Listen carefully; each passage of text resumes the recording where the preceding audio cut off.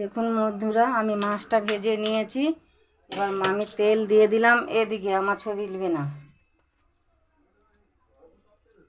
তেল দিয়ে দিচ্ছি। এবার আমি এর মধ্যে দিয়ে দিচ্ছি 5 ফোড়ন। এবার দিয়ে দিচ্ছি কাঁচা লঙ্কা।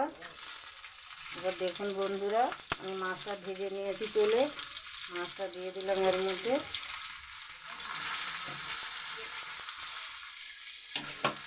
এবার আমি এর মধ্যে তেঁতুল ভিজিয়ে দিয়েছি,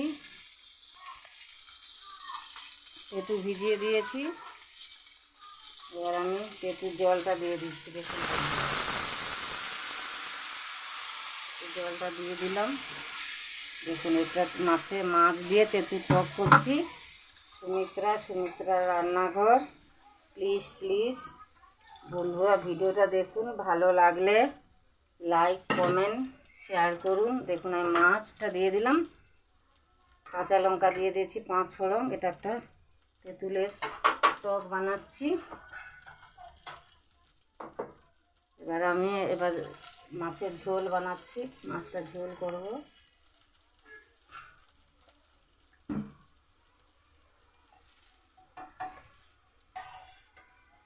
দেখুন মাছটা ভেজে ঢেলে দিলাম। এবার আমি আলু কেটে নিয়েছি পিস পিস করে।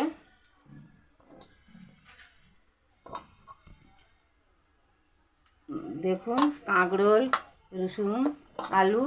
এবার আমি তেলে আলুটা ছেড়ে দিলাম। এবার আলুটাকে আমি ভেজে নেব।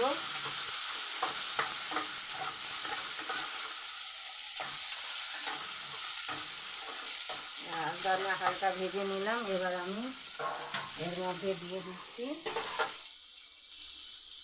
পেঁয়াজ কুচা, এবার আদা গ্রেভি, টমাটো, রসুন, দেখা যাচ্ছে সব তো। এবার টমাটোর কুচাটা দিয়ে দিলাম। এবার এটাকে আমি একটু ভালো করে নাড়াচাড়া করে নিচ্ছি। পুরো মশলাটাই দিয়ে দিচ্ছি। দেখুন বন্ধুরা, সুমিত্রা রান্নাঘর। এবার এর মধ্যে আমি দিয়ে দিচ্ছি হলুদের গুঁড়ো।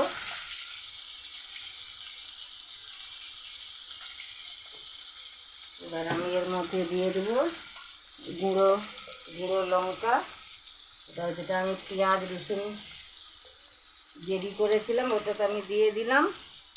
এবার আমি লঙ্কা গুঁড়ো দিয়ে দিচ্ছি।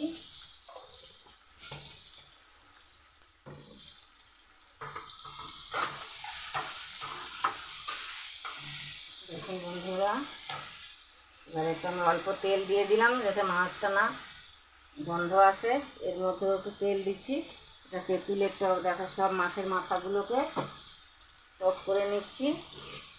এর মধ্যে দিয়ে দিচ্ছি কাঁচা লঙ্কা।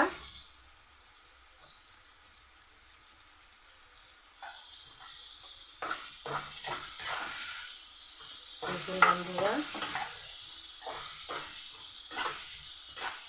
এবার আমি এর মধ্যে দিয়ে দেব সরষে বাটা। সরষেটা আমি বেটে নিয়েছি।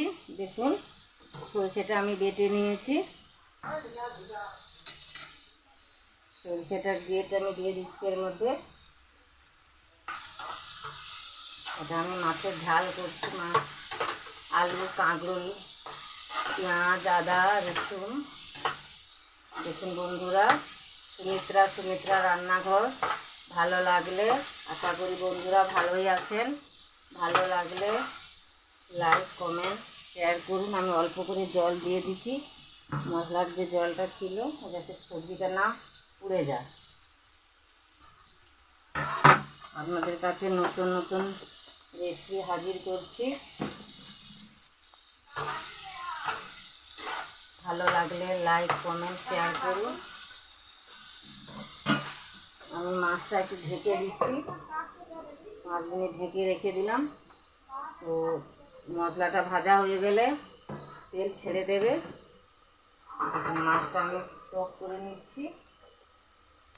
এর মধ্যে হালকা আমি চিনি দিয়ে দিচ্ছি, আপনারা দিতেও পারে নাও দিতে পারে।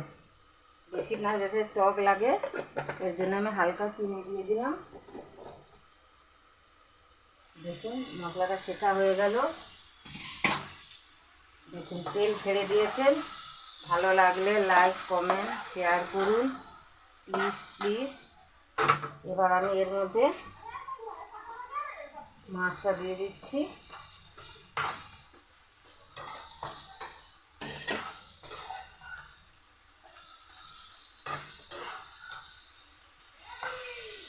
বন্ধুরা আপনাদের কাছে নতুন নতুন দেখুন এর কালারটা কত সুন্দর হয়েছে। আপনারা বাড়িতে বানাতে পারেন। আমি একটু ঝাল বেশি দিয়েছি, আপনারা ঝাল কমও দিতে পারেন। এবার আমি হয়ে গেছে, এবার আমি জল দিয়ে দিচ্ছি।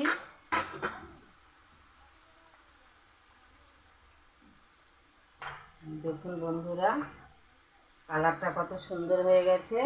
এবার এর মধ্যে আমি হালকা জিরা পাউডার দিয়ে দিচ্ছি।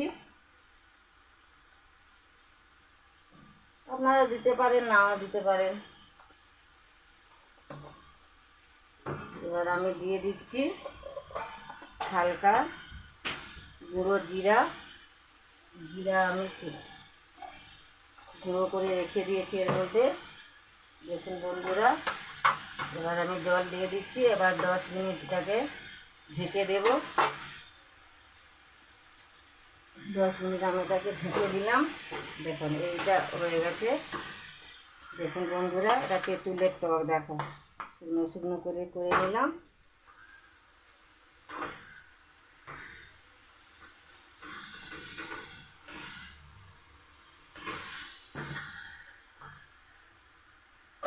এবার আমি এর মধ্যে নমক দিয়ে দিচ্ছি। দেখুন বন্ধুরা